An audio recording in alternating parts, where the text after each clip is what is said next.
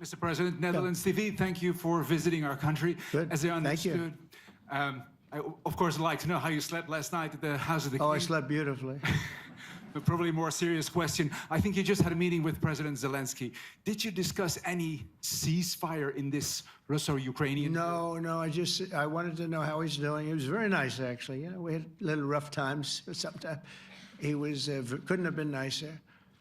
I think he'd like to see an end to this. I do. I think what I took from the meeting couldn't have been nicer, actually. But I took from the meeting that he'd like to see it end. I think it's a great time to end it. I'm going to speak to Vladimir Putin, see if we can get it ended. But look, these are brave people. They're fighting these wars all over the place. You know, last week they had, I guess, I told you, close to 7,000 young soldiers, Russian and Ukrainian soldiers were killed, 7,000 in 1 week.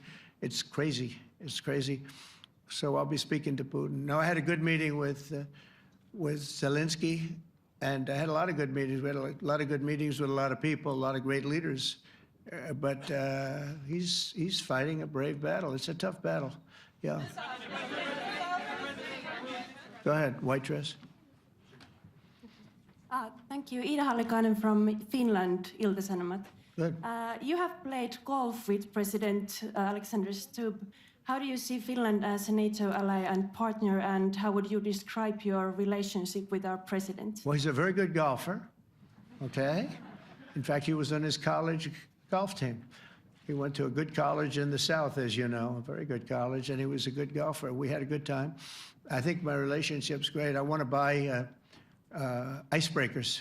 You know, you're very good at icebreakers. And I actually made him an offer. I didn't go to Congress. They'll try and impeach me for this.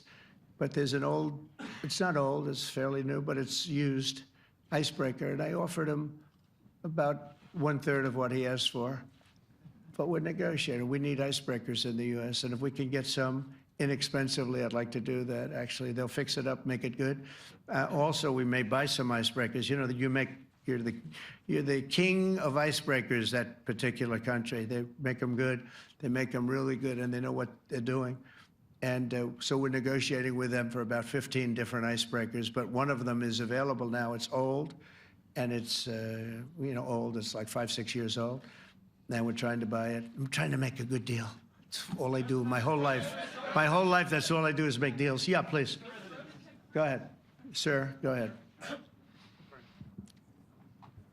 Yeah, a question for NewsHour, Dutch TV. First of all, on Article 5, on your way here, you spoke about the commitment of the U.S. to Article 5, saying, I'll give you my definition once we're here. Yeah. What is your definition, and may the U.S. commitment to Article 5 change in case some of the NATO members do not reach the threshold that was discussed today?